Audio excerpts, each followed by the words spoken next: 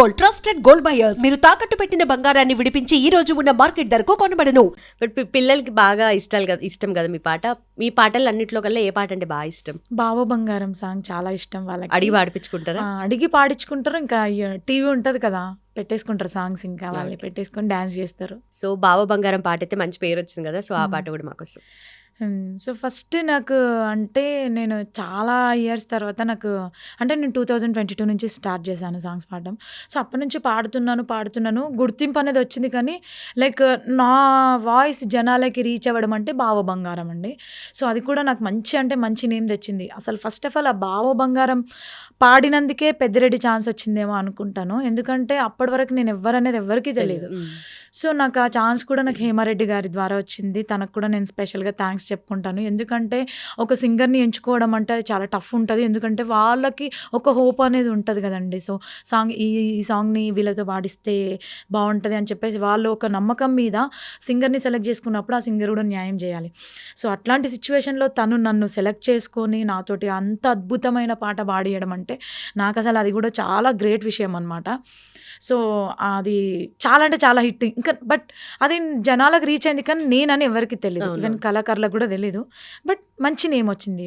అది మీకోసం ఒక నాలుగు గల్ల ఎగిరేసి నడిచి వస్తుంటే గల్లీ నిన్ను చూడనవట్టే, ఆడ గుంపు అంతా నీ చుట్టూ చేరి మందలించి మాట గలపనవట్టే, అది చూసి నా మనసు అయ్యో అంటూ గుండె బాదుకునే వట్టే. బావో ఓ బావో నా బావో బంగారం, నీ నవ్వే సింగారం, దింపుతుంటే నువ్వు మీసం అయిపోయా దాసోహం.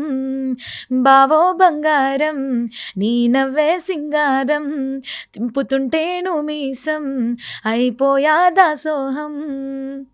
అసలు నిజంగా మీరు పాడుతుంటే చాలా సోల్ఫుల్గా హార్ట్ఫుల్గా అనిపిస్తుంది. కానీ నిజంగా మీరు చెప్పే వరకు కూడా ఎవరికి తెలియదేమో మీరే వాడిన పాట అని చెప్పేసి. కానీ నిజంగా ఒక ఫోక్ సాంగ్ అంటే దాంట్లో ఒక సినిమా చూపించేశారు మీరు మొత్తం. ఒక కాన్సెప్ట్తోనే ఒక సాంగ్, డాన్స్, దాని వెనక మీ వాయిస్ భలే అనిపిస్తుంది. అండ్ పేరుగళ్ళ పెద్దిరెడ్డి సాంగ్ కూడా అంత హిట్ అయిందంటే దాని వెనక ఎంతో మంది కష్టపడ్డారు కదా. సో మనకు నాగదుర్గ గారు అయితే స్క్రీన్ మీద కనిపిస్తారు. ఎక్స్ప్రెషన్స్, డాన్స్, గ్రేస్ అంతా మనం ఆల్రెడీ మనకు తెలిసే అన్ని పాటల్లో చూసాము. సో ఈ పాటకి వర్క్ చేసిన కొరియోగ్రాఫర్ దగ్గర నుండి అండ్ వెనక బ్యాక్గ్రౌండ్ లో వర్క్ చేసిన వాళ్ళు కానీ అంటే సాంగ్ కోసం పనిచేసిన వాళ్ళు, సో వాళ్ళ గురించి చెప్తారా? నిజంగా 100% చెప్పాలి. ఎందుకంటే ఒక పాట సక్సెస్ అయింది అంటే అది ఒక్కరితోటి ఉండదు.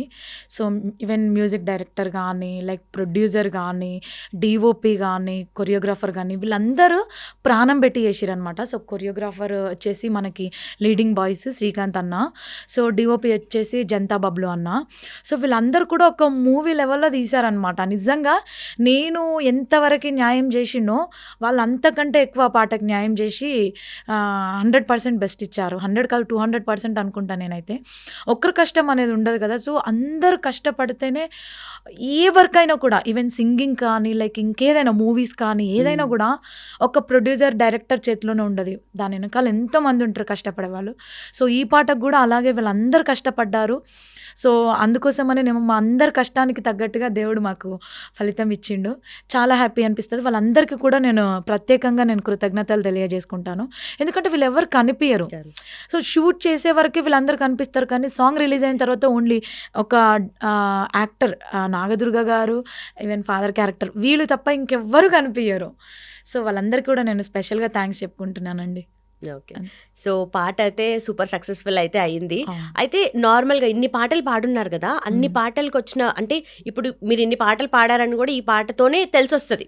అయితే మమతా రమేష్ గారు ఈ పాటలు కూడా పాడారంట అని చెప్పేసి రేపు పొద్దున అలాంటి పేరే వస్తుంది. సో ఈ పాటకు ఆ పేరు రావడం ఎలా అనిపిస్తుంది? Father and daughter sentiment song కదా ఇది. బేసిక్గా నాకు మా నాన్న అంటే చాలా ఇష్టము. అంటే అమ్మ కూడా ఇష్టమే, కానీ డాటర్స్కి, అమ్మాయిలకి ఎవరికైనా కూడా ఫాదర్ అంటే ఒక హీరో కదా.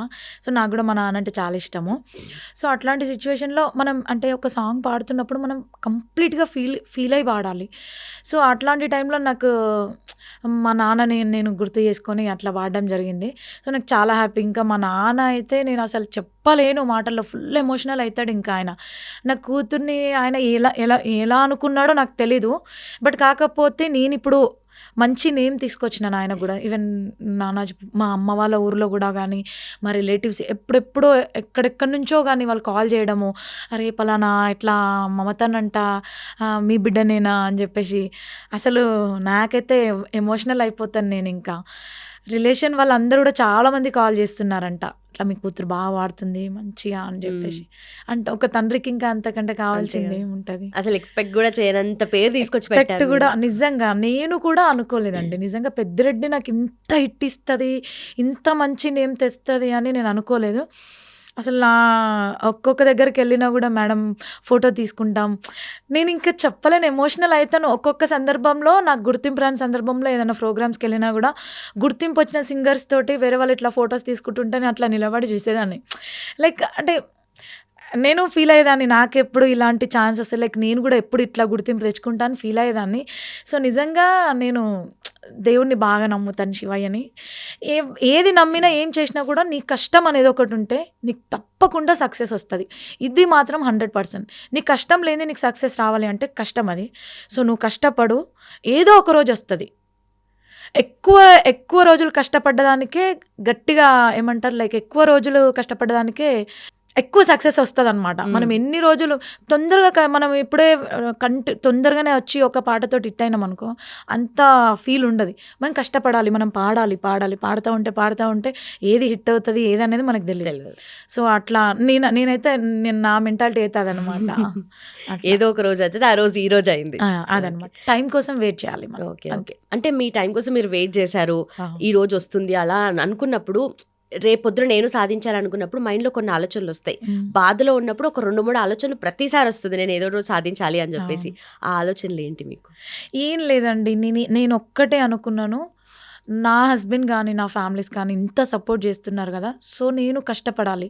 అది ఏ టైం అనేది నేను చూసుకోను. నైట్ ఇప్పుడు రికార్డింగ్స్ అంటే మనకి వేరే లాంగ్ కూడా ఉంటాయి అనమాట. సో ఒక్కొక్కసారి ఇంటికి వచ్చేసరికి 2-3 కూడా అయ్యేది. నేను అది ఏది మైండ్లో పెట్టుకోలేదు. మనం కష్టపడాలి, ఒక గుర్తింపు తెచ్చుకోవాలి. సో మనకి ఫ్యామిలీ ఉంటుంది, పిల్లలు ఉంటారు, వాళ్ళకి మనం మంచి స్టడీ ఇవ్వాలి, వాళ్ళు కష్టపడొద్దు. సో నేను అవన్నీ మైండ్లో పెట్టుకునేదాన్ని అనమాట. ఇంకా కష్టపడాలి. సో మాకు బేసిక్గా హౌస్ లేదు. సో నాకు 2 ఆడపిల్లలు. సో నేను వాళ్ళ కోసం హౌస్ కొనివ్వాలి, వాళ్ళకి నేను మంచిగా చూసుకోవాలి, వాళ్ళకి ఏ కష్టం తీసుకురావద్దు, మంచి స్కూల్లో వేయాలి అనేది నేను ఎప్పుడు ఇదే పెట్టుకునేదాన్ని మైండ్లో. సో వాళ్ళకి నేను ఒక 70% ఇప్పటివరకు అయితే నేను ఒక 70% వరకు వాళ్ళకి న్యాయం చేసినాను. ఇంకా 30% మిగిలింది.